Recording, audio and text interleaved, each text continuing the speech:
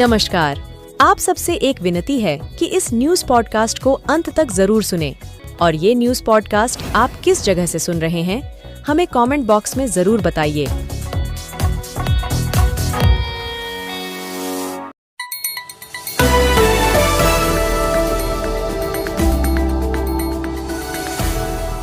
रुख करेंगे सुर्खियों का। प्रलोभन का और गद्दारी की। बीजेपी ने तेजस्वी यादव के साथ 15 दिन में दूसरी बार खेला कर दिया। महागठबंधन के 3 विधायक बीजेपी में शामिल हो गए। इनमें कांग्रेस के मुरारी गौतम और सिद्धार्थ सौरभ हैं, जबकि संगीता कुमारी आरजेडी से हैं। इससे पहले फ्लोर टेस्ट के दौरान भी आरजेडी के विधायकों ने पाला बदल लिया था। राजनीतिक मर्यादाओं की हत्या हो रही है, लोकतंत्र की दीवारें ढह रही हैं।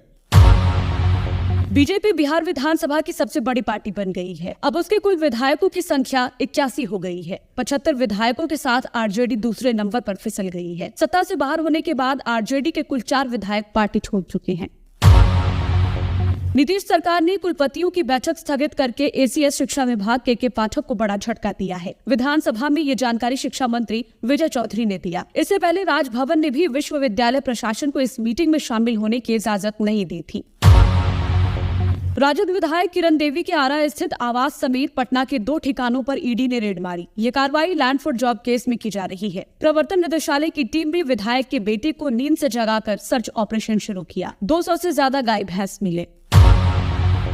भागलपुर में एक तेज रफ्तार कार ने मां समेत उसके 2 बच्चों को कुचल दिया। 3 की हालत गंभीर बनी हुई है। स्थानीय लोगों की मदद से सभी को पास के अस्पताल में भर्ती करवा दिया गया है। यह हादसा सजौर थाना क्षेत्र के रतनपुर बाजार में हुआ। वारदात के बाद कार चालक मौके से फरार हो गया।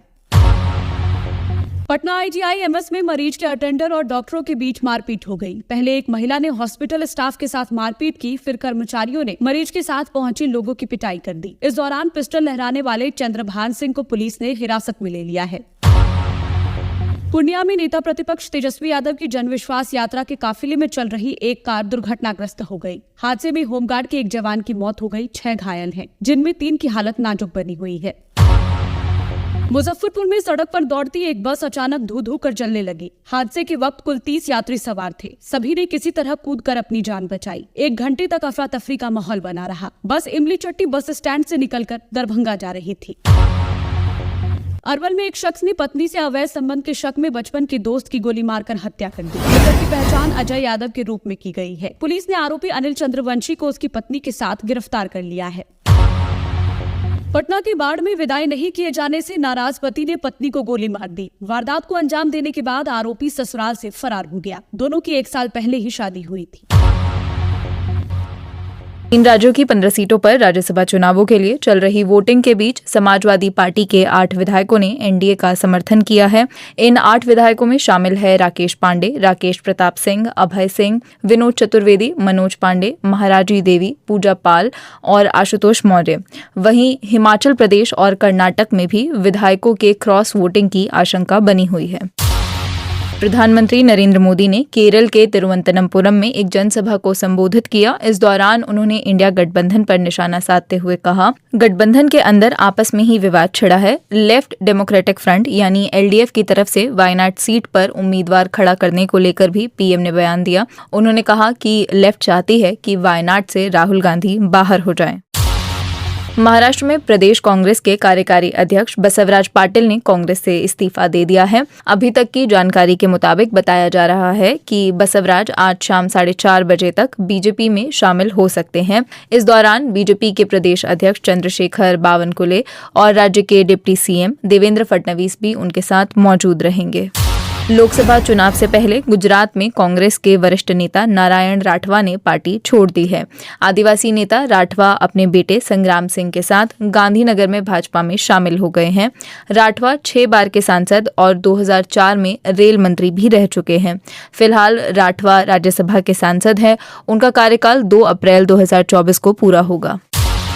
दिल्ली शराब नीति में हुए कथित घोटाले मामले में ईडी ने CM अरविंद केजरीवाल से पूछताछ करने के लिए 8वां समन जारी किया है। समन जारी कर जांच एजेंसी ने CM केजरीवाल को 4 मार्च को पेश होने का निर्देश दिया है। 7वें समन के बाद उन्हें 26 फरवरी को ईडी के सामने पेश होना था, लेकिन वे नहीं पहुंचे थे। आम आदमी पार्टी ने एक बयान जारी करते हुए कहा कि मामला कोर्ट में लंबित है और इसकी सुनवाई 16 मार्च को है। रोजाना समन भेजने की जगह ईडी को कोर्ट के फैसले का इंतजार करना चाहिए। मध्य प्रदेश के कूनो नेशनल पार्क और मंदसौर के गांधी सागर में चल रहे प्रोजेक्ट चीता की समीक्षा के दौरान मुख्यमंत्री डॉक्टर मोहन यादव की मौजूदगी में केंद्रीय वन मंत्री भूपेंद्र यादव ने बताया कि मध्य प्रदेश के साथ नए प्रोजेक्ट शुरू किए जाएंगे। कूनो को केंद्रीय इको टूरिज्म का केंद्र बनाया जाएगा। वहीं प्रदेश में प्रोजेक्ट टाइगर की तरह अब प्रोजेक्ट एलिफेंट भी शुरू किया जाएगा। किसान आंदोलन के चलते दिल्ली के कई बॉर्डर्स को सील किया गया था, जिन्हें लगभग 2 हफ्ते बाद अब खोल दिया गया है। दिल्ली पुलिस ने किसानों के दिल्ली चलो मार्च के कारण हरियाणा से लगे सिंघू और टिकरी बॉर्डर को बंद किया था, लेकिन अब इनकी सर्विस लेन्स खोल दी गई है। एक सीनियर पुलिस ऑफिसर ने बताया कि उन्होंने शनिवार से ही सिंघू और टिकरी बॉर्डर को खोलने की प्रक्रिया शुरू कर दी थी। पंजाबी म्यूजिक इंडस्ट्री के चर्चित म्यूजिक कंपोजर और प्रोड्यूसर बंटी बेंस के ऊपर अज्ञात हमलावरों ने फायरिंग की है। उन पर यह हमला पंजाब के मोहाली में सेक्टर 79 में हुआ। हालांकि इस हमले में जानमाल का कोई नुकसान नहीं हुआ है। बंटी बेंस सिद्धू मूसेवाला के करीबी बताए जाते थे। फिलिस्तीनी प्रधानमंत्री मोहम्मद सताये समेत पूरी सरकार ने इस्तीफा दे दिया है। कतर के मीडिया हाउस अल जजीरा के मुताबिक प्रधानमंत्री मोहम्मद सताये ने कहा कि गजा पट्टी में फिलिस्तीनी भूख से तड़प रहे हैं। वहां लगातार इजरायली हमले हो रहे हैं। वेस्ट बैंक और यरूशलेम में भी हिंसा बढ़ रही है। इसे देखते हुए उन्होंने अपना इस्तीफा राष्ट्रपति महमूद अब्बास को सौंपा है। शेयर बाजार में आज तेजी देखने के लिए मिली। सेंसेक्स 300 अंक से ज्यादा की तेजी के साथ 73,100 के स्तर तक पहुंचा। वहीं निफ्टी में भी 70 अंक से ज्यादा की तेजी रही। ये 22,200 के स्तर पर कारोबार कर रहा था। भारतीय जनता पार्टी के वरिष्ठ नेता और प्रधानमंत्री नरेंद्र मोदी ने कहा है कि भारतीय जनता पार्टी नेता राष्ट्रीय जनतांत्रिक गठबंधन राजग देश के लोगों की सेवा के लिए प्रतिबद्ध है और INDI गठबंधन अपनी लोकप्रियता खो रहा है। श्री मोदी ने तमिलनाडु में अपनी 2 दिन की यात्रा की शुरुआत में आज तिरुपुर जिले के पल्लाडम में एक जनसभा को संबोधित करते हुए वर्ष 1991 में तमिलनाडु से श्रीनगर के लाल चौक तक हुई उस यात्रा का जिक्र किया जिसका नेतृत्व उन्होंने किया था। प्रधानमंत्री ने कहा कि मोदी गारंटी योजना समाज के सभी वर्गों के लिए लाभकारी है और इस योजना ने अन्य कल्याणकारी योजनाओं का लाभ लोगों को दिया है। उन्होंने कहा कि वे तमिल भाषा और तमिल लोगों से प्रेम करते हैं और उनका सम्मान करते हैं। प्रधानमंत्री इस समय मदुरई में जनसभा को संबोधित कर रहे हैं। गृहमंत्री अमित शाह ने विश्वास व्यक्त किया है कि भारत जब अपना शताब्दी समारोह मनाएगा तो प्रत्येक क्षेत्र में शीर्ष पर होगा।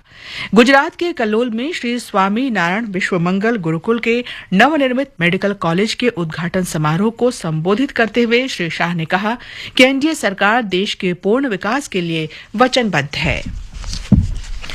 आम आदमी पार्टी ने आज दिल्ली की 4 लोकसभा सीटों पर अपने उम्मीदवारों की घोषणा कर दी। विधायक सोमनाथ भारती नई दिल्ली सीट से, महाबल मिश्रा पश्चिमी दिल्ली सीट से, कुलदीप कुमार पूर्वी दिल्ली से और विधायक सहीराम पहलवान दक्षिणी दिल्ली से पार्टी के उम्मीदवार होंगे। पार्टी की राजनीतिक मामलों की समिति की बैठक के बाद राज्यसभा सांसद संदीप पाठक और दिल्ली के मंत्री गोपाल राय ने उम्मीदवारों के नामों की घोषणा की। इसके अलावा पार्टी ने हरियाणा की कुरुक्षेत्र लोकसभा सीट से राज्यसभा के पूर्व सांसद सुशील कुमार गुप्ता को अपना उम्मीदवार बनाया है। प्रधानमंत्री नरेंद्र मोदी ने लोगों से अपील की है कि वे पहली बार वोट देने वाले युवा मतदाताओं को मेरा पहला वोट देश के लिए अभियान के बारे में बताएं। एक सोशल मीडिया पोस्ट में प्रधानमंत्री ने लोगों से चुनावी प्रक्रिया में अपनी सहभागिता बढ़ाने की अपील की। श्री मोदी ने युवा मामले और खेल मंत्री अनुराग सिंह ठाकुर की सोशल मीडिया पोस्ट को साझा किया जिसमें उन्होंने मेरा पहला वोट देश के लिए एंथम पोस्ट किया है। इस अभियान का उद्देश्य पहली बार वोट दे रहे युवा मतदाताओं को अपने लोकतांत्रिक अधिकारों के प्रति जागरूक करना है। महाराष्ट्र के उप मुख्यमंत्री और वित्त मंत्री अजित पवार ने आज राज्य विधानसभा में वर्ष 2024-25 के लिए 6,522 करोड़ रुपए का अंतरिम बजट पेश किया। बजट में 4,98,758 करोड़ रुपए के राजस्व संग्रह और 5,08,492 करोड़ रुपए के परिव्यय का प्रावधान किया गया है। इस बजट में 4 महीने का बजट आवंटन अनुमोदन के लिए रखा गया है। भारतीय जनता पार्टी ने आज संदेश खाली मुद्दे पर पश्चिम बंगाल की मुख्यमंत्री ममता बनर्जी पर निशाना साधते हुए उन पर तुष्टीकरण की राजनीति करने और तृणमूल कांग्रेस के नेता शाहजहां शेख को बचाने का आरोप लगाया। नई दिल्ली में मीडिया से बातचीत में भाजपा प्रवक्ता प्रेम शुक्ला ने कहा कि तृणमूल कांग्रेस को पता है कि संदेश खाली में जमीन कब्जा करने और महिलाओं के यौन उत्पीड़न का मुख्य आरोपी कहां है। उन्होंने शाहजहां शेख की तत्काल गिरफ्तारी की मांग की और इस मुद्दे पर INDI गठबंधन की चुप्पी पर भी सवाल उठाया। आबकारी नीति घोटाले में प्रवर्तन निदेशालय ईडी ने दिल्ली के मुख्यमंत्री अरविंद केजरीवाल को 8वीं बार सम्मन जारी किया। निदेशालय ने उन्हें इस मामले में अगले महीने की 4 तारीख को जांच के लिए प्रस्तुत होने को कहा है। इससे पहले श्री केजरीवाल को 7 बार सम्मन जारी किया जा चुका है और वो एक बार भी ईडी के समक्ष पेश नहीं हुए हैं। आम आदमी पार्टी इस सम्मन को राजनीतिक कदम करार देती रही है। खेल मंत्री अनुराग सिंह ठाकुर ने कहा है कि 200 पैरा खिलाड़ियों को भोपाल, बेंगलुरु, गांधीनगर, कोलकाता, लखनऊ, त्रिवेंद्रम, पटियाला, मुंबई, सोनीपत और नई दिल्ली के doctor Karni Singh shooting range के नेशनल सेंटर ऑफ एक्सीलेंस में प्रशिक्षित किया जाएगा। श्री ठाकुर ने एक वीडियो संदेश में कहा कि प्रधानमंत्री के नेतृत्व में भारतीय खेलों की दुनिया में समग्र दृष्टिकोण अपनाते हुए महत्वपूर्ण कदम उठाए जा रहे हैं। इसके साथ ही ये समाचार बुलेटिन समाप्त।